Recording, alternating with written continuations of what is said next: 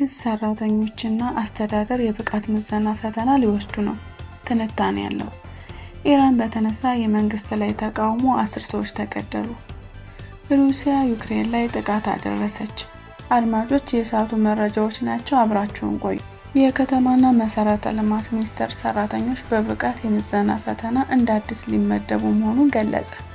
ዜጎችን በላቀ ሁኔታ ማገልገል የሚችልና ለሚነሱ ቅሬታዎች ፈጣን ምላሽ የሚሰጡ ሰራተኞችንና አመራሮችን ለመፍጠር የከተማና መሰረተ ልማት ሚኒስቴር ሰራተኞች በብቃት የምዘና ፈተና ወስደው እንደ አዲስ ሊመደቡ መሆኑን ገልጿል። የመንግስትን አገልግሎትና አስተዳደርን ተግባራዊ እንዲያደርጉ የተመረጡ 8 መስሪያ ቤቶች ሲሆኑ የመንግስት አገልግሎትና አስተዳደር አንዱ መሆኑ ተገልጿል። አስተዳደሮችና ሰራተኞች የብቃት ምዘና ፈተናውን እንደወሰዱ በሚያስመዘግቡት ውጤት መሰረት በአዲስ መልኩ እንዲደለደሉ ወይም ወደ ስራ እንዲመለሱ ይደረጋል።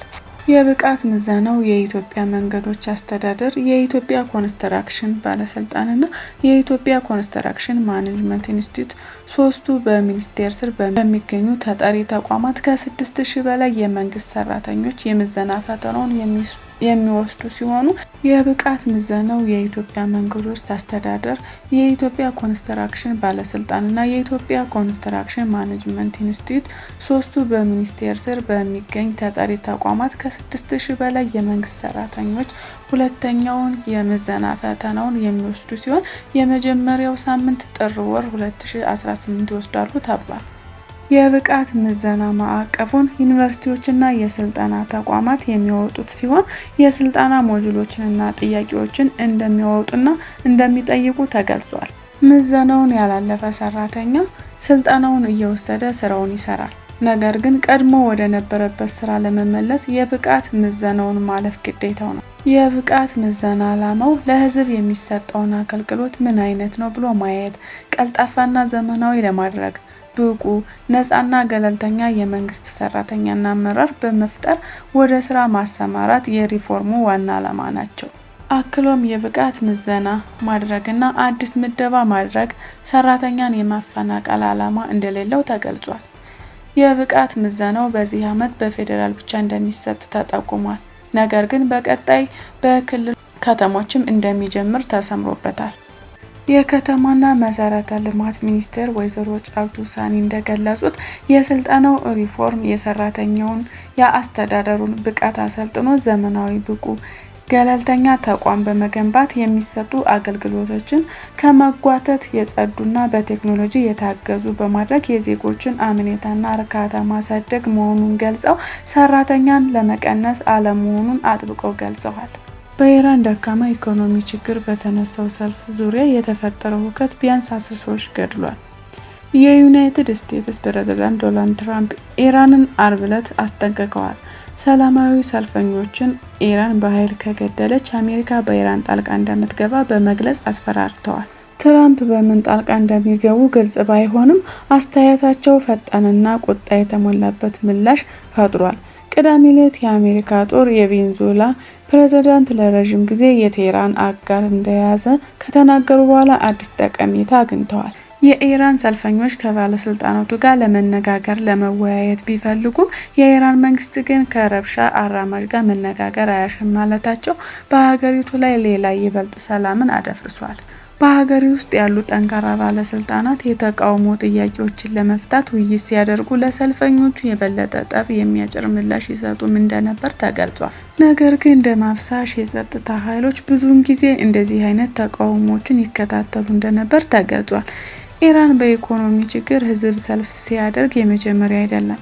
በ2019 በቤንዚን ዋጋ ጭማሪ ምክንያት የሚደረጉ ተቃውሞዎች ከ300 በላይ ሰዎች እንደተገደሉ ይታወሳል። ኢራን የተደራጀ የሀገር ውስጥ ተቃዋሚዎች እንደሌሏት ብዙ ጊዜ ይነገርላታል። ከሰኔ ወር ጀምሮ ከእስራኤል ጋር ባደረገችው ጦርነት አሜሪካ በኢራን ውስጥ የኢራንን የኑክሌር ጣቢያዎችን በቦምብ ከደበደበች ወራት ወዲህ ኢኮኖሚዋን ለመደገፍ እምብዛም እድሉ አልነበራትም። ኢራን በቅርቡ በሀገሪቱ ውስጥ በማንኛውም ቦታ ማዕቀቦችን ለማቃለል ለሚደረጉ ድርድሮች ክፍት እንደሆነች ለምዕራቡ ዓለም ለማሳየት እየሞከረች ብትሆንም ሆኖም ትራምፕና የእስራኤል ጠቅላይ ሚኒስትር ቴህራንን የአቶሚክ ፕሮግራሟን እንደገና እንዳታቋቁም አስጠንቅቀዋት ነበር። የሩሲያ ጦር አርብ ዕለት በዩክሬን ካርኪቭ ከተማ መሃል ላይ ባለ 5 ፎቅ የመኖሪያ ህንፃ በመምታቱ የሞቱ ሰዎች ቁጥር ወደ 4 ከፍ ብሏል ሲል የመንግስት ሚዲያዎች ዘግበዋል። የሩሲያ መከላከያ ሚኒስቴር እንደዘገበው የዩክሬንን ጦር በካርኪቭ ክልል ወደ ኩፒያንስክ ለመግባት ሲሞክር የሩሲያ ጦር 2 ጥቃቶችን መከላከሉን አስታውቋል። ሞስኮ በቅርቡ ከፍተኛ ድል አስመዝግባለች። የሩሲያ የአየር መከላከያ ስርዓቶች 90 የዩክሬንን ድሮኖች በሩሲያ ክልሎች ላይ በአንድ ሌሊት መትተው ጣሏቸው ሲል ሚኒስቴሩ ገልጿል። ከዩክሬን ከፍተኛ አጋሮች የተውጣጡ የደህንነት አማካሪዎች በኪየቭ ዩናይትድ ስቴትስ ከሩሲያ ጋር ጦርነት ለማስቆም በተዘጋጀው እቅድ ላይ ለመወያየት ተገናኝተዋል። ዩናይትድ ኪንግደም፣ ፈረንሳይ እና ጀርመን እንዲሁም ከኔቶና ከአውሮፓ ህብረት ተወካዮች ጋር ተገናኝተዋል። በስምምነቱ ተስፋ ያልቆረጡት የዩክሬን ፕሬዝዳንት ዜሌንስኪ ኪየቭ በሚቀጥለው ሳምንት በፓሪስ በተናጠል የአውሮፓ መሪዎች ስብሰባ በኋላ ከሩሲያ ጋር ጦርነት እንዴት ማቆም እንደሚቻል ሀሳቦችን ለመወያየት በጥር ወር መጨረሻ በአሜሪካ የመሪዎች ጉባኤ እንደሚደረግ ተስፋ ያደርጋሉ። የአሜሪካው ፕሬዝዳንት ዶናልድ ትራምፕ በዩክሬን በተካሄደው ጦርነት መቀጠሉ በሩሲያ መሪ ፑቲን እንደተበሳጩ ተናግረዋል። መጀመሪያ ላይ ጦርነቱን ማቆም ቀላል እንደሚሆን ያምኑ እንደነበር፣ ነገር ግን እንዳሰቡት እንዳልሆነ ደጋግመው ተናግረዋል። ዜሌንስኪ የመከላከያ ሚኒስትር ዴኒስ ሽሚሃል የአገሪቱ አዲስ የኢነርጂ ሚኒስትርና የመጀመሪያ ምክትል ጠቅላይ ሚኒስትር እንዲሆኑ ሀሳብ አቅርበዋል። የአልቦ ኒውስ አድማጮች የዕለቱን መረጃ አጠናቀቀ። በየዕለቱ ወቅታዊ፣ ሀገራዊና ዓለም አቀፋዊ መረጃዎችን ለማዳመጥ ቻናሉን ሰብስክራይብ ያድርጉ።